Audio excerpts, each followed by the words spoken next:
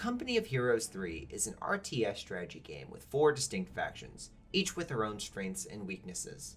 As we enter the launch window of the newly released title, I shall be discussing the strongest aspects of each faction, and what to focus on if you want to excel in the current environment. Now, compared to Company of Heroes 2, the third installment in the acclaimed franchise is far more infantry and light vehicle focused than its predecessor. With this shift away from heavy armor and artillery, the current meta's champion is none other than the Dock Forces. Now, I won't be detailing every unit. For that, stay tuned on Greyshot Productions for our faction by faction breakdown or the How to Open series. But I will highlight the unit forcing the meta to bend to its will, and that is none other than the Gustatori squad of the Italian Infantry Battle Group. Featuring a 6-man squad with high health and double flamethrowers, these units unlocked at just 2 command points are standing tall amongst all the competition. For comparison, they would be like 6-man ogres from Company of Heroes 2 that you get at 2 CP. With most Dock players acquiring 3 to 4 squads of this infantry and supplementing those forces with 8 rads, personal carriers, and other light armor, most allied forces just can't compete, allowing for early game domination or at the very least a near impenetrable defense. What also makes this unit so intimidating are its special abilities, including a smoke grenade and ability to ignore suppression when exiting smoke. Its double flamethrower also ensures it excels in urban environments, against blobs, or at range. These abilities all but eliminate the machine gun as a counter. While late game armor can tear this infantry to shreds, Code 3's faster games make that counter far more difficult if not impossible to attain.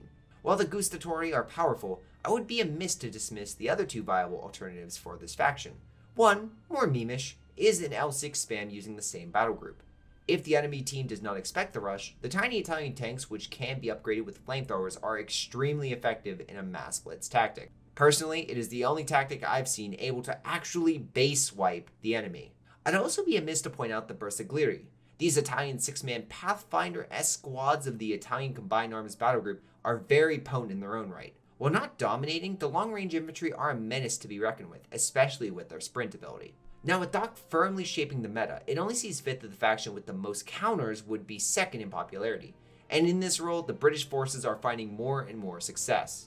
Infantry sections, when upgraded fully with Brens, can nearly match the Dock's best infantry in pure DPS. Add in fantastic specialized infantry like the Gurkhas or the Commandos, solid anti-infantry tanks at a good price with the Matilda or Crusader, a great machine gun with the Vickers when it can do something, and finally, the most broken loader of the game, the Hawker Typhoon Colin, are the best choice to counter the current faction king. So what of the other factions? Well, for most players I spoke to, the Wehrmacht and Americans find themselves solidly in 3rd and 4th place respectively. The Wehrmacht's well-rounded infantry, support equipment, and tanks ensures that while it's not the best in any one category, or really broken excluding its own loiter, the German faction can eventually cobble together an answer to most threats the British or American forces can dish out. The same philosophy does apply to the Americans, but compared to the British, their lack of solid AT capabilities early on leave most American players open to DAC tactics. While Double Bar Rifleman or the Sherman, truly the best tank in Company of Heroes 3 at the moment, can turn the tide. Like I mentioned earlier, the shorter games ensure that option just isn't in the cards for US players. Why? Well, upgrading is very expensive for the US, both manpower and fuel-wise, meaning if you say go for an AT gun in the Tier 3 building, you may never see a tank hit the field. On the flip side, if you go for a tank, early game pressure in the form of light vehicles could easily overwhelm you. Now, we've already seen nerfs hit the Africa Corps, and if changes are made to game length, the Americans can find themselves at the top of the meta. The late game power of 76mm Shermans, coupled with Seek and Destroy, creates the most powerful late game tactic in Company of Heroes 3, in my opinion. It's just getting to that late game that is currently the problem for US forces. So overall, what are the best tactics currently for the top 2 factions of Company of Heroes 3? Well, if you're playing Dock, use the Gustatori squads of the Italian Infantry Battle Group. If you want to avoid broken units, try a 4-player L6 spam from the Italian Infantry Battle Group or unleash the bersaglieri upon the enemy using the Italian Combined Arms Battle Group. For the British, get your infantry sections up fast and in numbers. Focus on acquiring lower tier tanks like the Bishop, Matilda, or Crusader for anti-infantry and anti-light vehicle tactics.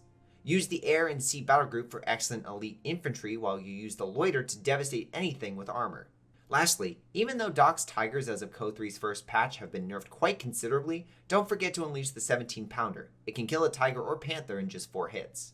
The Wehrmacht Americans, at least as of right now, don't seem to have broken tactics. The only exception is from the armored battle group of the US forces, which includes the Sherman 76mm variant, along with Seek and Destroy. Until we experience longer games or changes impact the Brits or Doc, I wouldn't expect the tactics to become relevant. But when it does, or the mighty Gustatori fall from their perch as Co-3's best unit, I'll let you know on that episode of the Meta Reports.